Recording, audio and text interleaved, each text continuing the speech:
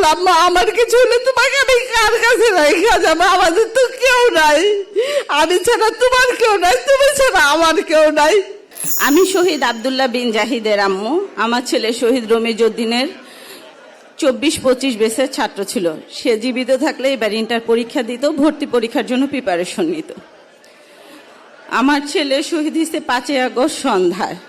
আমার ছেলে শহীদ হওয়ার 14 দিনের মাথায় আমার ছোট ছেলের ক্যান্সার ধরা পড়ে, সেটা 3rd স্টেজে, ক্লোন ক্যান্সার।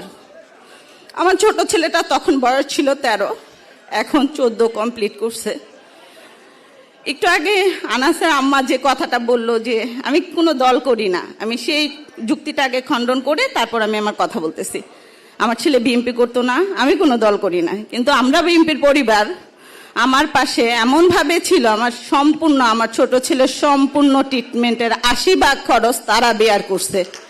ইভেন আমার কালকে কেমো আমার কখনো চিন্তা করতে হয় নাই আমার কেমোটা কিভাবে আসবে, আমার রেডিওটা কিভাবে আসবে। আমরা বিএমপির পরিবারের রোমান ভাই, মিথুন ভাই 1-2 দিন পর পর আমার জিসানের আমার খবর নিছে। আমার এই ছোট ছেলের 2টা সার্জারি হয়েছে, সম্পূর্ণ খরচ আমরা বিএমপির পরিবার বহন করছি। আমি এর আগে অনেক বক্তৃতায় বলছি আমার ছেলে বা আমি কোনো রাজনীতি করি না। আমার ছেলে যদি রাজনীতি করতো তাহলে ক্যান্টনমেন্টের কলেজে সে কখনোই পড়াশোনা করার সুযোগ পাইতো না। আমি সেকেন্ড কথা বলি, আমার ছেলে মারা যাওয়ার 7 মাস 13 দিনের মাথায় আমার হাজবেন্ড ব্রেন স্ট্রোক করে মারা যায়। আমার এখন এই ছোট ছেলেটা ছাড়া আর কেউ নাই। আমরা বিএনপির পরিবারের তারেক রহমান নিজে আমাকে খোঁজে, ওর সার্জারির আগে লন্ডন থাকা অবস্থায় আমার সাথে কথা বলে।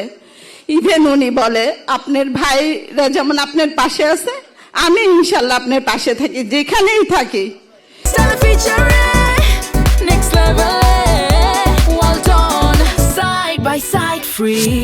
এটা তো কোনো রাজনৈতিক দলের পক্ষ থেকে আমি পাই নাই, আমি মানুষ হিসেবে ওনার কাছে সাহায্য পেয়েছি। আমার মতো সাধারণ মানুষ ওনাকে কোনোভাবেই টেস্ট করতে পারতো না। উনি যদি আমাকে টেস্ট না করতো, আমার পাশে না দাঁড়াইতো, আমার দিন শেষে বলতে হবে আমরা বিএনপির পরিবার কোনো রাজনীতির সাথে আমার দিক থেকে আমি মনে করি তারা পক্ষপাতিত্ব করে নাই।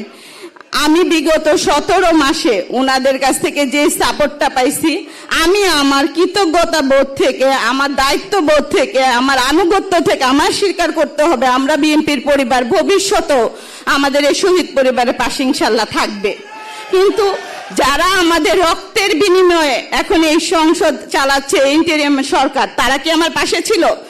আমার ছেলে চিকিৎসার জন্য আমি স্বাস্থ্য উপদেষ্টার কাছে 3 দিন গেছি। আমার এই অসুস্থ ছেলে নিয়ে একদিন সকাল 9টা থেকে 4টা পর্যন্ত গেছি। উনি আমাকে বলছে জিসান ট্রিটমেন্ট পায় না।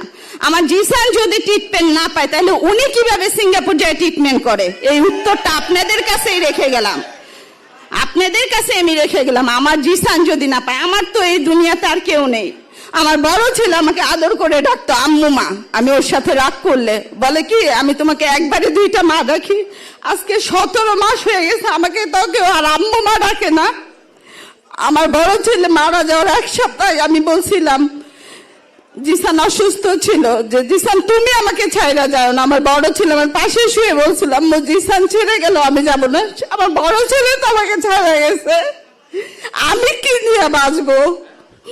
আমার জিসান এখন বললাম মা আমার কিছু হলে তোমাকে আমি কার কাছে রেখে যাবো, আমাদের তো কেউ নাই, আমি ছাড়া তোমার কেউ নাই, তুমি ছাড়া আমার কেউ নাই।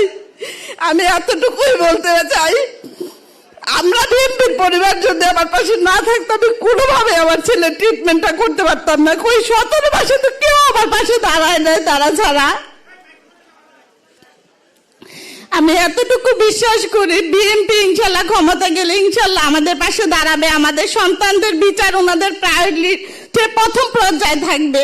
এতটুকু তো আশা ওনাদের কাছে করতে পারি, কারণ ওনারা এই পর্যন্ত যা কাজ করছে এতটুকু ইনশাল্লাহ তারা করবে।